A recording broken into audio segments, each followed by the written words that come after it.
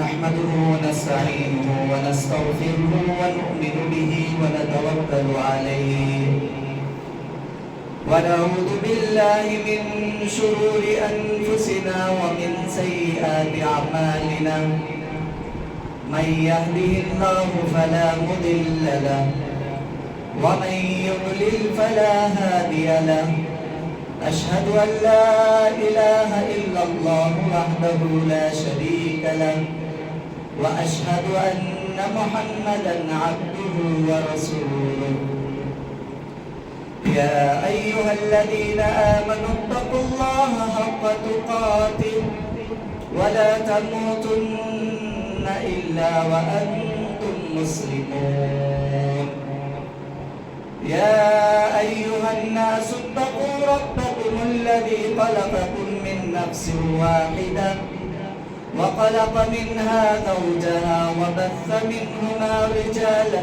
كثيرا ونساء واتقوا الله الذي تساءلون به والأرحام إن الله كان عليكم رقيبا يا أيها الذين آمنوا اتقوا الله وقولوا قولا سديدا يصلح لكم أعمالكم ويغفر لكم ذنوبكم ومن يطع الله ورسوله فقد فاز فوزا عظيما أما بعد فإن خير الحديث كتاب الله وخير الحديث حديث محمد صلى الله عليه وسلم وشر الأمور محدثاتها وكل محدثة بدعة وكل بدعة ضلالة وكل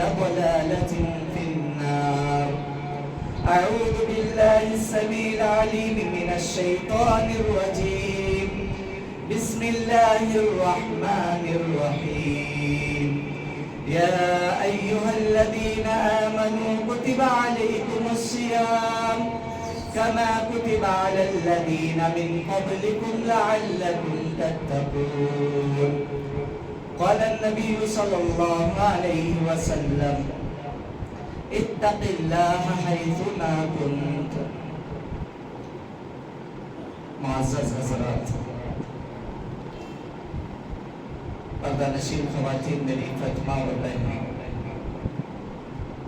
تمام قسم کی حمد و ثنا کبریائی و بڑائی عظمت و جلالت اس وحدہ لا شریک کے لیے لائق و زیبا ہے جو پوری کائنات کا خالق و مالک ہے انگنت درود و سلام ہو تمام انبیاء علیہ السلام پر بالخصوص میرے اور آپ کے نبی جناب محمد مجتبی مصطفیٰ صلی اللہ علیہ وسلم پر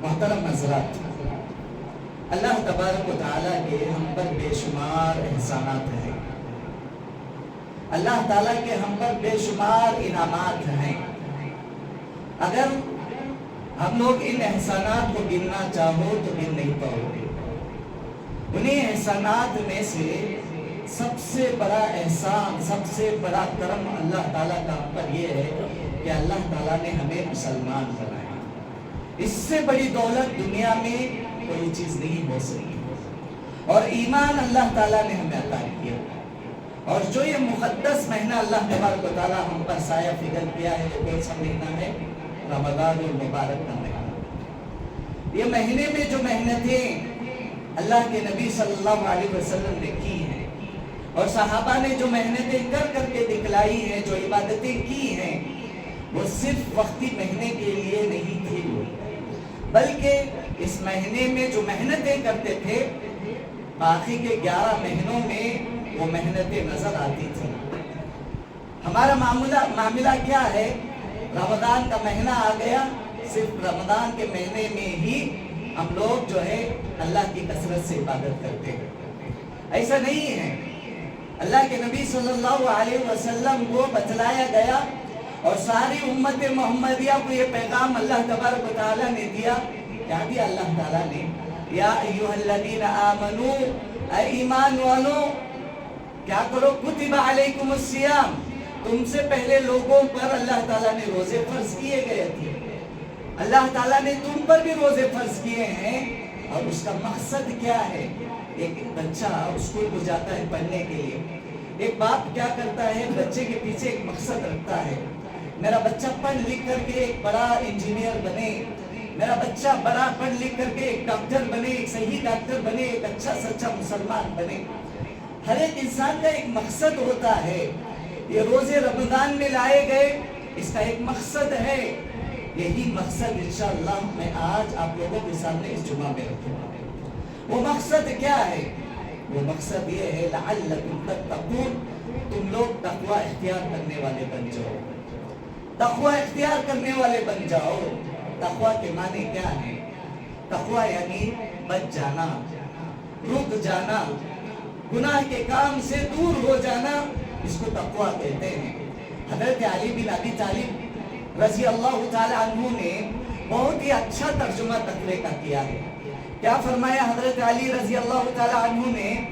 یہ الخوف من الجلیل، ایک انسان تقوی جب اس کے دل میں آ جاتا ہے تو انسان کو چاہیے کہ وہ اللہ رب العزت سے ڈرے۔ کس سے ڈرے؟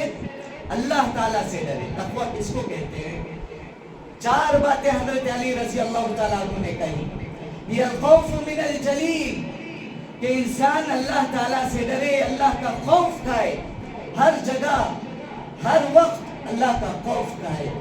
دوسری بات بتلائی والعمل بالتنزیل، اللہ تعالیٰ نے جو احکامات نازل کیے ہیں ان باتوں پر اس کو عمل کرنا چاہیے، یہ دوسری بات۔ اور تیسری بات فرمائی والقناعۃ بالقلیل، حضرت علی نے کہا کم چیزوں پر قناعت کرنا، کم چیزوں پر قناعت کرنا یہ بھی ایک تقوی ہے، یہ بھی پرہیزگاری ہے، یہ بھی اللہ کی اطاعت میں شامل ہو جاتا ہے۔ والقناعۃ بالقلیل، کم چیزوں میں قناعت کر لینا۔ والاستعداد لیوم الرحیل، قیامت کے دن کی تیاری کرنا، یہ تقوی کہلاتا ہے۔ اللہ اکبر۔ آپ کو معلوم ہونا چاہیے حضرت عمر رضی اللہ تعالی عنہ وہ جا کر کے ابی بن کعب رضی اللہ تعالیٰ عنہ سے پوچھتے ہیں تقوی کس کو کہتے ہیں؟ تقوی کس کو کہتے ہیں؟ خلیفہ ثانی جنہیں علم کا سمندر یاد تھا، علم یاد تھا، وہ جا کر کے ابی بن کعب رضی اللہ تعالیٰ عنہ سے پوچھتے ہیں تقوی کس کو کہتے ہیں؟ حضرت ابی بن کعب رضی اللہ تعالیٰ عنہ کہتے ہیں اے عمر رضی اللہ تعالیٰ عنہ، آپ کا گزر کانٹے دار راستے سے ہوا، جہاں پر اتنے زیادہ کانٹے ہوں اس راستے سے آپ کا گزر ہوا؟ حضرت عمر نے کہا بلا، کیوں نہیں، میرا راستہ کئی مرتبہ میں نے اس راستے سے گزرا ہے۔ تو حضرت عمر سے انہوں نے پوچھا، ابی بن کعب رضی اللہ تعالیٰ عنہ نے پوچھا جب آپ کا گزر ایک کانٹے دار راستے سے ہوتا ہے آپ وہاں سے کیسے گزرتے ہو؟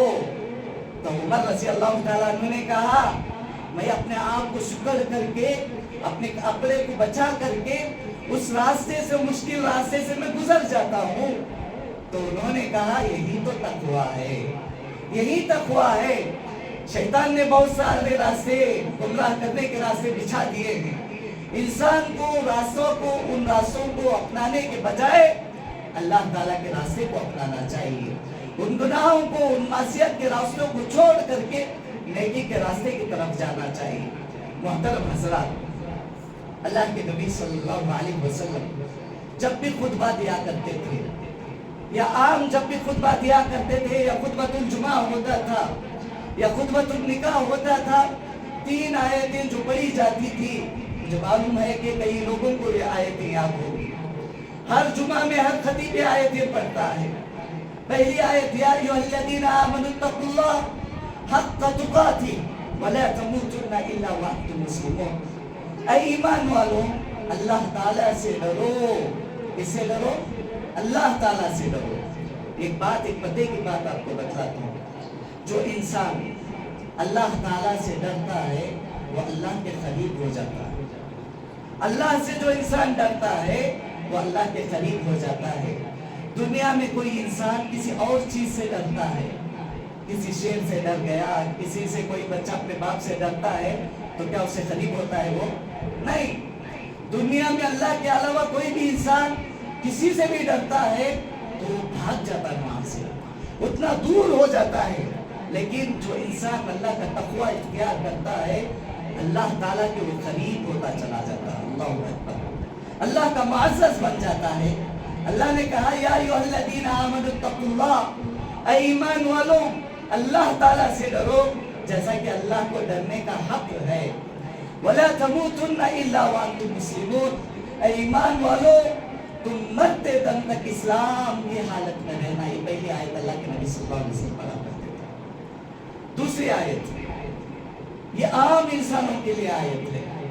या अय्युहन्नास तक़ू रब्बकुम, ऐ वो इंसानों तुम अल्लाह ताला से डरो। अल्लज़ी खलक़कुम मिन नफ्सिन वाहिदा, तुम्हें एक जान से अल्लाह तबारक व तआला ने बनाया। व खलक़ मिनहा ज़ौजहा, उन्हीं में से उनकी बीवी को अल्लाह ताला ने बनाया। और क्या कहा? वबत्थ मिनहुमा रिजालन कसीरन व निसाअ, उनमें से बहुत सारी नस्लों को अल्लाह ताला ने निकाला। मर्दों की भी नस्लें निकाली, औरतों की भी नस्लें निकाली। वत्तकुल्लाह अल्लज़ी तसाअलूना बिही वल अर्हाम, ऐ लोगों डरो कि तुम्हारी जब नस्लें निकल गई है, तुम्हारे खानदानी रिश्तेदार बन गए हैं, तुम्हारे कबीले कुंबे बन गए हैं, उनके हक को अदा करो, उनके हक को अदा करो। अल्लाह ताला इस हक के ताल्लुक से तुमसे सवाल करेगा। इन्ना अल्लाह काना अलैकुम रक़ीबा, अल्लाह ताला जानता है, निगहबान है। तीसरी आयत अल्लाह के नबी सल्लल्लाहु अलैहि वसल्लम खुतबे में पढ़ा करते थे, या अय्युहल्लज़ीना आमनुत्तक़ुल्लाह, ऐ ईमान वालों अल्लाह ताला से डरो। देखिए तीनों आयत में अल्लाह से डरने का अल्लाह के नबी सल्लल्लाहु अलैहि वसल्लम को हुक्म, या ईमान वालों अल्लाह ताला से डरो। वक़ूलू क़ौलन सदीदा, साफ सीधी सच्ची अच्छी बात किया करो। अगर आप साफ सीधी सच्ची बात किया करेंगे, युस्लिह लकुम अमालकुम, अल्लाह ताला तुम्हारे अमाल की इस्लाह कर देगा, तुम्हारे अमाल की इस्लाह कर देगा। वयग़फ़िर लकुम दुनूबकुम, अल्लाह ताला तुम्हारे गुनाहों को मिटा देगा। उसके बाद वमन युतिइल्लाह व रसूलहु फ़क़द फ़ाज़ फ़ौज़न अज़ीमा, जिसने अल्लाह और उसके रसूल की इताअत की, गोया कि उसने बहुत बड़ी कामयाबी को पा लिया। मोहतरम हज़रात, अल्लाह के नबी सल्लल्लाहु अलैहि वसल्लम आम दिनों में या खास दिनों में अल्लाह की इबादत इतनी कसरत से किया करते थे, चाहे रमजान का महीना हो या आम महीना हो। हजरत आयशा रज़ी अल्लाह तआला अन्हा की रिवायत है, सही बुखारी के अंदर ये रिवायत मौजूद है। फरमाते हैं काना यक़ूमु मिनल लैल, अल्लाह के नबी सल्लल्लाहु अलैहि वसल्लम जब क़ियामुल लैल करते थे, रात की रात तारीकी में उठते, नमाजें पढ़ा करते थे। और नमाज वक्ती तौर पर और जल्दा जल्दी में नमाज नहीं पढ़ा करते थे।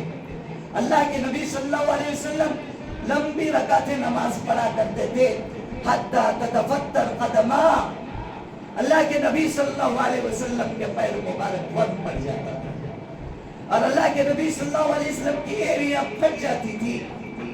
हजरत आयशा रज़ी अल्लाह तआला अन्हा पूछती हैं, कहती हैं, अल्लाह के नबी सल्लल्लाहु अलैहि वसल्लम लिमा तस्नऊ हादा, अल्लाह के नबी सल्लल्लाहु अलैहि वसल्लम आप इस तरीके से अमल करते हो, हालांकि अल्लाह तबारक व तआला ने आपके अगले पिछले सारे गुनाह माफ कर दिए, तब भी आप इतनी लंबी रकातें पढ़ते हो।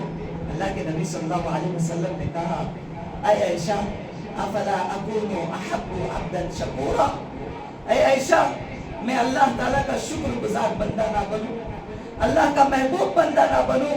अल्लाह के नबी सल्लल्लाहु अलैहि वसल्लम ने हज़रत आयशा रज़ियल्लाहु तआला अन्हा को ये बात समझाई और फिर अल्लाह के नबी सल्लल्लाहु अलैहि वसल्लम ने कहा, इत्तक़िल्लाह, ऐ लोगों अल्लाह से डरो, हैतुमा कुंत, तुम जहां कहीं पर भी रहो अल्लाह ताला से डरो, जो कि अल्लाह ताला का डरने का हक है।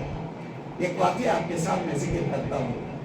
ग़ज़वा तबूक का मौका था, आपको मालूम होगा ग़ज़वा तबूक एक ऐसा غزوہ تھا جس میں مسلمان کثرت کی تعداد میں تھے لیکن لڑنے کے لیے ساز و سامان نہیں تھے. اللہ کے نبی صلی اللہ علیہ وسلم اس غزوے میں کئی مرتبہ مال کو خرچ کرنے کے لیے صحابہ کو تلقین کی. حضرت ابو بکر رضی اللہ تعالیٰ عنہ نے سارا مال لا کر کے رکھ دیا. حضرت عثمان نے کئی اونٹ اللہ کے راستے میں قربان کر دیے. ایک کے بعد دیگر صحابہ نے صدقہ و خیرات کرنے لگے. وہ اتنا عظیم معرکہ تھا. سامنے جو جنگ لڑنے کے لیے آ رہے تھے وہ سخت قسم کے دشمنان اسلام تھے.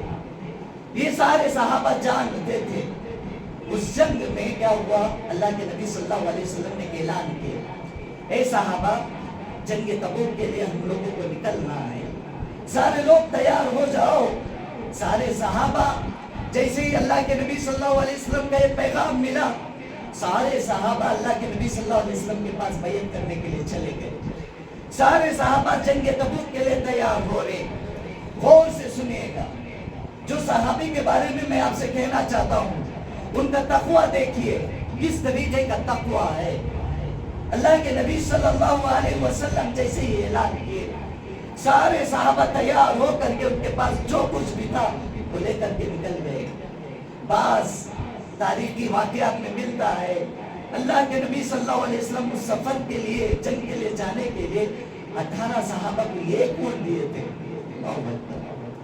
اتنی سخت حالت تھی. اللہ کے نبی صلی اللہ علیہ وسلم کو ہر مسلمان کی ضرورت تھی اس جنگ میں. اللہ کے نبی صلی اللہ علیہ وسلم جیسے ہی اعلان کیے، سارے صحابہ جمع ہو گئے، جنگ کے لیے تیار ہو گئے. اب جنگ کے لیے نکل رہے. 3 صحابہ آئے. 3 صحابہ آ کر کے کعب بن مالک، ہلال بن امیہ، مرارہ بن ربیع، یہ تینوں صحابہ اللہ کے نبی صلی اللہ علیہ وسلم کے پاس آئے. آ کر کے کہنے لگے، اے اللہ کے نبی صلی اللہ علیہ وسلم ہمارا کچھ کام ہے، وہ کام نپٹانے کے بعد فوراً آپ کے سولجر، آپ کے لشکر کے ساتھ ہم لوگ جمع ہو جائیں گے. ہمارا ایک ضروری کام ہے. اللہ کے نبی صلی اللہ علیہ وسلم سے کہہ کر کے اپنا کام جو بچ گیا تھا وہ کام نپٹانے کے لیے وہ چلے جاتے ہیں. وہ جا کر کے اپنا پورا کام جیسے وہ ختم ہوتا ہے فوراً آتے ہیں. آ کر کے دیکھتے ہیں لشکر نظر نہیں آتا. اللہ کے نبی صلی اللہ علیہ وسلم نظر نہیں آتے. ان کے دل کی طرف دیکھیں، کبھی ادھر بھاگ رہے ہیں، کبھی ادھر بھاگ رہے ہیں. آج کل کے جیسے روڑوں کو تلاش کرنے کے لیے کوئی آپ نہیں تھا. اس زمانے میں جنگلی راستے ہوتے تھے، جنگلات راستے ہوتے تھے، کوئی صاف راستہ نہیں ہوتا تھا. وہ تینوں صحابہ دوڑتے ہوئے جاتے ہیں. خصوصاً حضرت کعب بن مالک رضی اللہ تعالیٰ عنہ، وہی راوی حدیث ہے، وہ فرماتے ہیں میں دوڑ کر کے کئی دور تک جا کر کے دیکھا، اللہ کے نبی صلی اللہ علیہ وسلم نظر نہیں آئے، صحابہ کی لشکر نظر نہیں آئی.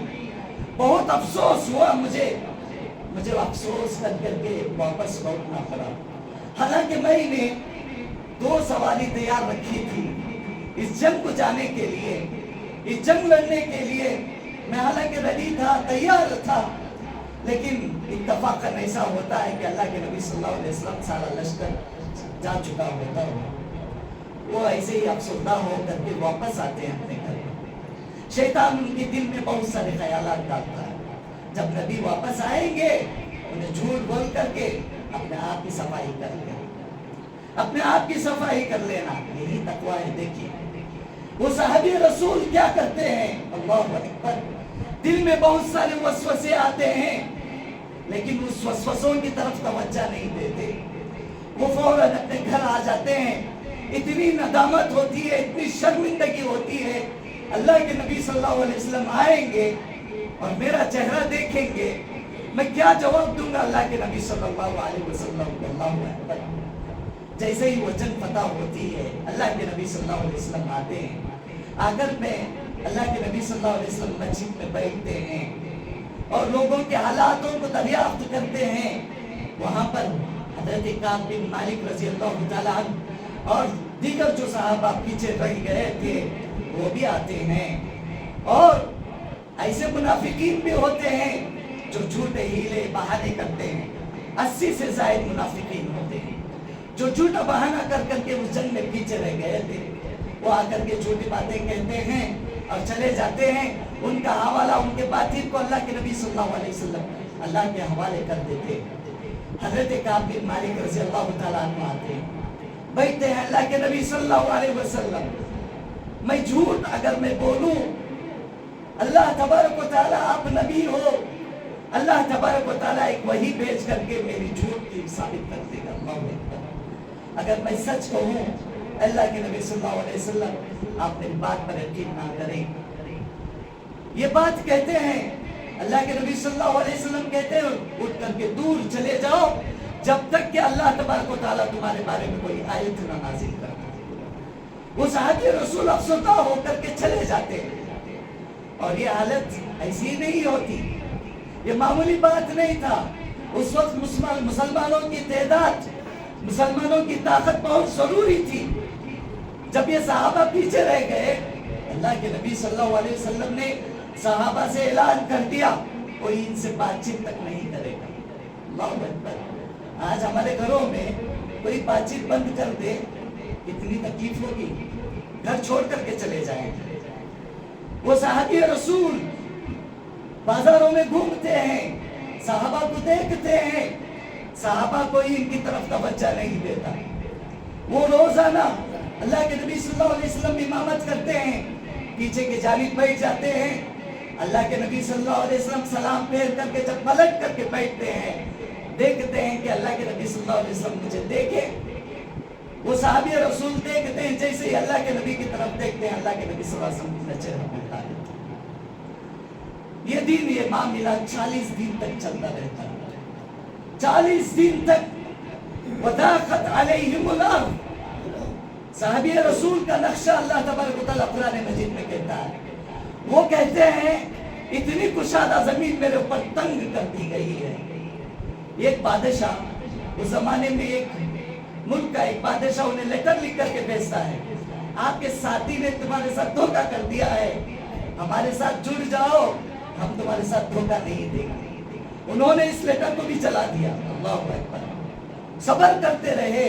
ان کا تقویٰ دیکھیں، اللہ کا خوف دیکھیں، اللہ کے اوپر یقین دیکھیں. وہ صحابی رسول کیا کرنے لگے؟ جگتے رہے. 40 دن مکمل ہونے کے بعد پھر اللہ کے نبی صلی اللہ علیہ وسلم نے حکم دیا، جاؤ ان صحابہ سے کہہ دو کہ وہ اپنے گھروں سے بھی الگ ہو جائیں، اپنے گھر والوں کو جا کر کے ان کے میکے کے گھر چھوڑ کر کے آ جائیں، وہ اکیلے اپنے گھروں میں رہا کریں. اس کے بعد 50 دن گزر جاتے ہیں. تب اللہ تبارک و تعالی ان کی مغفرت کرتا ہے، ان کی توبہ کو قبول کرتا ہے، اور اللہ تعالیٰ یہ سچے صحابہ ہیں بول کر کے اللہ تبارک و تعالیٰ قرآن میں آیت نازل کرتا. جیسے ہی آیت نازل فرماتا، اللہ کے نبی صلی اللہ علیہ وسلم ایک صحابی کو بھیجتے ہیں فجر کی نماز کے بعد، جاؤ پکار لگاؤ اس صحابی کو، ان تینوں صحابہ کو. وہ جا کر کے یا کعب بن مالک ابشر، جیسے ہی آواز سنتے ہیں فوراً سجدے میں گر جاتے ہیں، فوراً دوڑ کر کے اللہ کے نبی کریم صلی اللہ علیہ وسلم کے پاس جاتے ہیں. یہ تھے صحابہ، ہر وقت اللہ کا خوف، اللہ کا ڈر اپنے دل میں بسائے رکھتے تھے. جھوٹ بولنا تو دور کی بات، اللہ تبارک و تعالیٰ ان کے دلوں کو جانتا ہے. یہ ہمارے لیے ایک میسج ہے کہ رمضان کا مہینہ، یہ روزے کا مہینہ ہمیں چاہتا ہے کہ ہم لوگ بھی اللہ کا ڈر اپنے دلوں میں پیدا کریں. محترم حضرات، اللہ تبارک و تعالیٰ نے قرآن مجید میں فرمایا وَاتَّقُوا يَوْمًا تُرْجَعُونَ فِيهِ إِلَى اللَّهِ. اور سے سنیے گا، اس دن سے ڈرو جس دن تمہیں دوبارہ لوٹایا جائے گا. وَاتَّقُوا يَوْمًا تُرْجَعُونَ فِيهِ إِلَى اللَّهِ ثُمَّ تُوَفَّى كُلُّ نَفْسٍ مَا كَسَبَتْ وَهُمْ لَا يُظْلَمُونَ. موت دی جائے گی، دوبارہ اٹھایا جائے گا. اللہ تعالیٰ اس دن فیصلے کے دن ہوگا. اللہ تعالیٰ ہر نفس کا فیصلہ کرے گا. اللہ تعالیٰ ذرا برابر بھی کسی کے اوپر ظلم نہیں کرے گا. جو انسان دنیا میں جس طریقے کی زندگی گزارتا تھا، جو انسان اللہ کا تقویٰ دل میں بسائے رکھے، نیکیوں کی طرف ترغیب کرتا تھا، اچھی عبادتیں کرتا تھا، اللہ کے خاطر سب کچھ کیا کرتا تھا، اللہ تعالیٰ اسے بھی پورا بدلہ اسے عطا کرے گا۔ جو انسان ریاکاری کے لیے، وقتی عبادت کے لیے، صرف دنیا میں اس کی واہواہی ہو، اس وجہ سے وہ عبادت کرتا تھا، لوگ اسے ایک مسلمان کہہ کر کے بلائیں، یہ نام کا مسلمان بننے کے لیے عبادتیں کرتا تھا، اللہ تعالیٰ اس کا بھی اسے بدلہ عطا کرے گا۔ اللہ تعالیٰ نے قرآن مجید میں فرمایا، یا ایھا الناس انا خلقناکم من ذکر و انثی، اے لوگوں تمہیں ایک مرد اور ایک عورت سے ہم نے تمہیں بنایا، وجعلناکم شعوبا و قبائل، تم بہت سارے قبیلوں میں، کنبوں میں بانٹ دیے، ان اکرمکم عند اللہ اتقاکم، پہلا فائدہ اللہ تبارک و تعالیٰ نے قرآن مجید میں بتایا، جو انسان اللہ تعالیٰ سے ڈرتا ہے اس کا پہلا فائدہ یہ ہے کہ دنیا کا سب سے معزز انسان، سب سے معزز باعزت انسان وہ ہے جس کے دل میں تقویٰ ہے، جس کے دل میں تقویٰ ہے۔ اللہ کے نبی صلی اللہ علیہ وسلم کی روایت ہے، فرماتے ہیں صحابہ پوچھتے ہیں اے اللہ کے نبی صلی اللہ علیہ وسلم من اکرم الناس، اے اللہ کے نبی صلی اللہ علیہ وسلم لوگوں میں باعزت انسان کون ہے؟ اللہ کے نبی صلی اللہ علیہ وسلم نے کہا اتقاکم، تم میں جو سب سے زیادہ اللہ کو ڈرنے والا ہے وہ انسان اللہ کے نزدیک سب سے زیادہ باعزت شخص ہے۔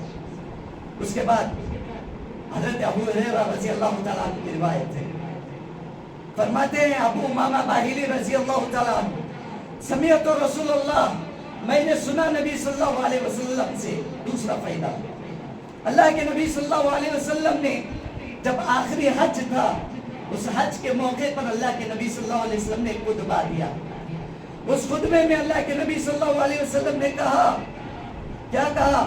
اتقوا اللہ ربکم، اے لوگوں اللہ تعالیٰ سے ڈرو، اللہ تعالیٰ سے ڈرو، وصلوا خمسکم، 5 وقت کی فرض نمازیں ہیں اسے پابندی سے ادا کیا کرو۔ اللہ کے نبی صلی اللہ علیہ وسلم آخری حج میں تمام صحابہ کے درمیان یہ خطبہ دے رہے ہیں، پہلے کہہ رہے ہیں اللہ سے ڈرو، دوسرا کہہ رہے ہیں 5 وقت کی نمازیں تم پر فرض ہیں، ان 5 وقت کی نمازوں کو لازم پکڑو، وصوموا شہرکم، رمضان المبارک کے روزے پورا رکھا کرو۔ اس کے بعد فرمایا وَأَدُّوا زَكَاةَ أَمْوَالِكُمْ، تمہارے زکوٰۃ، تمہارے مال کی زکوٰۃ تمہیں ادا کیا کرو۔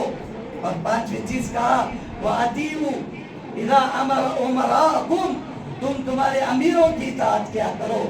اللہ اس کے بعد نبی صلی اللہ علیہ وسلم نے کہا اگر یہ 5 باتوں کا آپ لوگ خیال کرو گے تدخلوا الجنت ربکم، تم جنت میں داخل ہو جاؤ گے۔ تو دوسرا فائدہ یہ ہے کہ انسان اگر تقوی اختیار کرے گا اللہ تبارک و تعالیٰ اسے جنت عطا کرے گا، پہلا معزز انسان بن جائے گا، دوسرا جنت اللہ تبارک و تعالیٰ عطا کرے گا۔ اور تیسری بات سورۃ الطلاق میں اللہ تعالیٰ نے 5 فائدے اسی سورت کے اندر بتلا دی، اسی سورت کے اندر بتلا دی، کہا اللہ تبارک و تعالیٰ نے وَمَن يَتَّقِ اللَّهَ يَجْعَلْ لَهُ مَخْرَجًا، رزق کی تلاش کے لیے نکلتے ہو، نہ جانے کیسے کیسی راہوں میں چلے جاتے ہو، بھٹک جاتے ہو، جا کر کے گنڈے پلیت بہت سارے طریقے ہم لوگ اختیار کرتے ہو، شرکی افعال ہم لوگ استعمال کرتے ہیں، ہماری تجارتوں میں برکت ہو، ہمیں صحیح طریقے سے تجارت کرنے کا ذریعہ مل جائے، ذریعے کی تلاش کے لیے نہ جانے نجومیوں کی طرف جاتے ہیں، نہ جانے کیسے کیسے لوگوں کی طرف جاتے ہیں۔ اللہ تبارک و تعالیٰ نے کہا بس تم اللہ سے ڈرو، اللہ کا تقوی اختیار کر لو۔ کیا کرے گا اللہ تعالیٰ؟ اللہ تعالیٰ راستے نکال دے گا۔ اس صورت کے اندر پہلا فائدہ یہ ہے۔ دوسرا فائدہ وَيَرْزُقْهُ مِنْ حَيْثُ لَا يَحْتَسِبُ، اللہ تعالیٰ ایسا رزق مہیا کرے گا تمہارا دماغ بھی وہاں تک نہیں جائے گا، تمہارا گمان بھی وہاں تک نہیں جائے گا۔ کھانے کے لیے کچھ نہیں تھا، اللہ تعالیٰ نے آپ کے کھانے کا انتظام کر دیا۔ آپ کیا کھا رہے ہو اختیاری میں آپ کو اس کا اندازہ نہیں، لیکن اللہ تبارک و تعالیٰ وہ سارا انتظام آپ کے لے کر رکھا ہے۔ وَيَرْزُقْهُ مِنْ حَيْثُ لَا يَحْتَسِبُ، اگر آپ تقوی اختیار کرو گے اللہ تبارک و تعالیٰ ایسا رزق عطا کرے گا تمہارا گمان بھی وہاں تک نہیں جائے گا. اور تیسرا فائدہ اس صورت کے اندر اللہ تعالیٰ نے فرمایا وَمَن يَتَّقِ اللَّهَ يَجْعَلْ لَهُ مِنْ أَمْرِهِ يُسْرًا. جو اللہ تعالیٰ سے ڈرے گا، جو اللہ کا تقوی اختیار کرے گا، اللہ تعالیٰ نے کہا اس کے ہر کام کو آسان کر دے گا. ہر کام کو اللہ تعالیٰ آسان کر دے گا. یہ تیسرا فائدہ اس صورت کے اندر. چوتھا فائدہ وَمَن يَتَّقِ اللَّهَ يُكَفِّرْ عَنْهُ سَيِّئَاتِهِ. اللہ تبارک و تعالیٰ نے کہا جو اللہ سے ڈرتا ہے، تقوی اختیار کرتا ہے، اس کے گناہوں کو اللہ تعالیٰ مٹا دے گا. کیا کرے گا؟ اس کے گناہوں کو اللہ تعالیٰ مٹا دے گا. وہ اور آگے فرمایا وَيُعْظِمْ لَهُ أَجْرًا. اور اللہ تعالیٰ تقوی کی بنیاد پر اللہ تعالیٰ اس کے لیے اجر لکھ دے گا. یہ 5 فائدے سورۃ الطلاق میں اللہ تعالیٰ نے بتلائے. آخر میں ایک حدیث آپ کے سامنے رکھ کر کے، یہ حدیث ہم تمام کو یاد ہونی چاہیے. گویا کہ یہ حدیث نہیں بلکہ یہ دعا ہے. اللہ کے نبی صلی اللہ علیہ وسلم یہ کثرت سے دعا پڑھا کرتے تھے. بہت ہی آسان دعا ہے. یہ دعا کیا پڑھا کرتے تھے؟ اللہ کے نبی صلی اللہ علیہ وسلم تقوی کے تعلق سے حضرت عبداللہ ابن مسعود رضی اللہ تعالیٰ عنہ کی روایت ہے، فرماتے ہیں ان النبی صلی اللہ علیہ وسلم کان یقول، اللہ کے نبی صلی اللہ علیہ وسلم کہا کرتے تھے اللہم انی اسألک الہدی. اے اللہ تعالیٰ میں تجھ سے مانگتا ہوں، تجھ سے فریاد کرتا ہوں، اے اللہ تعالیٰ مجھے ہدایت دے. اللہم انی اسألک الہدی. ہدایت کی دعا مانگتا ہوں. بہت سارے لوگ آپ دیکھیں ہوں گے مسجد کے لیے، آپ نمازوں کے لیے نکلتے ہیں، روڈوں پر کھڑے ہوتے ہیں. بعض ایسے بھی مسلمان ہیں مسجد کے باہر کھڑے ہوتے ہیں بھیک مانگتے ہوئے. اللہ تعالیٰ انہیں ہدایت نہیں دی، توفیق نہیں دی نماز پڑھنے کی. یہ توفیق اور ہدایت بہت بڑی دولت ہے اللہ تعالیٰ کی. آپ یہاں تک جو آئے ہیں یہ اللہ کی توفیق اور ہدایت ملی ہے جس کی وجہ سے آپ لوگ یہاں پر آئے. اگر ہدایت نہ ملی ہو، توفیق نہ ملی ہو، آج وہ لوگ بھی روڈوں کی طرف گھومتے پھرتے ایسے ہی وقت کو ضائع کرتے ہیں. اللہ کے نبی صلی اللہ علیہ وسلم جو دعا کر رہے ہیں اس دعا میں پہلی دعا یہی کر رہے ہیں اللہم انی اسألک الہدی. اے اللہ مجھے تو ہدایت دے، میں ہدایت تجھ سے سوال کرتا ہوں، تجھ سے پوچھتا ہوں. دوسری بات کہا واتقا، تو میرے دل میں تقوی پیدا کر دے. واتقا، تو میرے دل میں تقوی پیدا کر دے. اس کے بعد فرمایا والعفافا، اے اللہ تعالیٰ تو پاک دامنی عطا فرما، پاکیزگی عطا فرما. والغنا، اور تو بے نیاز کر دے مجھے، کسی کا محتاج مت رکھ، مجھے بے نیاز کر دے. یہ 4 باتیں اللہ کے نبی صلی اللہ علیہ وسلم دعا میں کیا کرتے تھے؟ اللہم انی اسألک الہدی والتقی والعفاف والغنا. آخر میں اللہ تبارک و تعالیٰ سے دعا کو کہ اللہ تبارک و تعالیٰ ہمیں سننے سے زیادہ عمل کرنے کی توفیق عطا فرمائے. اللہ تبارک و تعالیٰ ہمارے دلوں میں تقوی کو اجاگر کرنے کی توفیق عطا فرمائے. اللہ تعالیٰ ہمیشہ تیری چاہت ہمارے دلوں میں پیدا فرما دے. اللہ تبارک و تعالیٰ ہمیشہ تجھ سے ڈرنے والا ہمیں بنا دے. اللہ تعالیٰ ہم نے جو عبادتیں کی ہیں اللہ تعالیٰ ان ساری عبادتوں کو قبول فرما. اللہ ہم سے جو کبیرہ صغیرہ گناہ ہو گئے اللہ تعالیٰ ان تمام گناہوں کو معاف فرما. اللہ تعالیٰ مظلومین کی مدد فرما، ظالموں کی خبر رکھ. اللہ تعالیٰ جو محتاج ہیں اللہ تعالیٰ ان کی محتاجگی کو دور فرما. اللہ تعالیٰ جو بھی مسلمان بیمار ہے اللہ تعالیٰ ان کے شفاء کاملہ عاجلہ دائمہ نصیب فرما. اللہ تعالیٰ جو بھی مسلمان انتقال کر چکے ہیں اللہ تعالیٰ ان کی خبروں کو نور سے بھر دے. اللہ تعالیٰ انہیں جنت الفردوس نصیب فرما. آمین. وآخر دعوانا ان الحمد للہ رب العالمین.